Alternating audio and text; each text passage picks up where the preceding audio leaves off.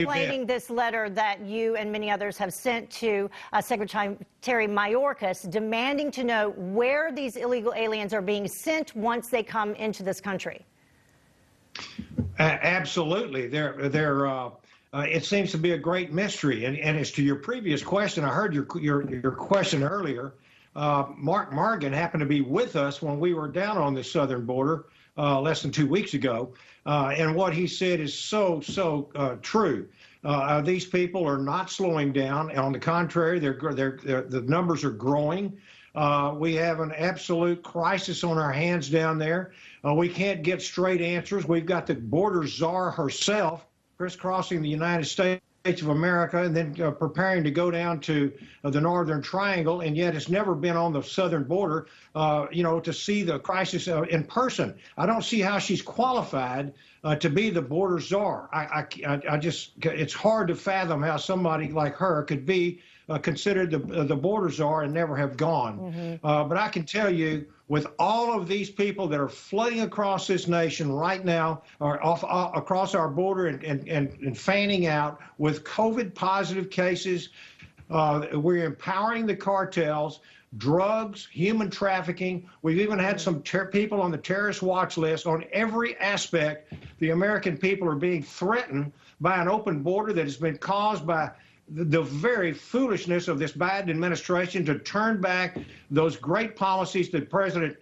Trump had in his administration, like Mark Morgan had already said. They need to return to those policies and get a handle on this, because we're losing our country. That's what's happening. Congressman Babin, we were taking a look at some of the most disturbing video that came out in the past couple of weeks. Just last week, where a 2-year-old was being thrown over an 18-foot wall in one area. And then prior to that, a couple of weeks earlier, we had these 2 little girls, 2 and 5 years old, or 3 and 5, who were thrown over a 14-foot wall. These parents sending these children with these cartel drug members as, decoys. Many of the children being taken here and then taken back and used again, back and forth, to get people into this country. What can be done about that? Well, number one, we need to reinstitute totally 100% across the board Title 42 public health restrictions and start turning folks back. That's what has to happen. We got to disincentivize the crossing. And President Biden and the Democratic Party has absolutely put out a welcome mat with flashing green neon or red and green neon signs saying, come in, come in. If you get in, you're going to stay. And we will put you on government assistance. This has got to stop. But there's a method to their madness, Heather, I can tell you that. Well, they want more voters. They want to cement their majority.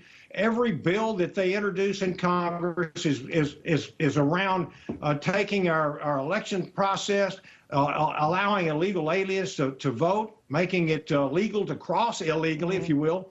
And these are the types of things that they're willing to do to the United States of America, the people of America, in order to remain in the majority and in control. Yeah, this whole thing is about control. The border is part of that grand strategy. And we've got to make sure that the American people push back on this administration like they've never pushed before. It's that critical. Well, Congressman Babin, we are going to talk about some of those other efforts by Democrats right now coming up, but we really appreciate hearing your experiences at the border and what you're doing as well. Thank you. Thank you, Heather. God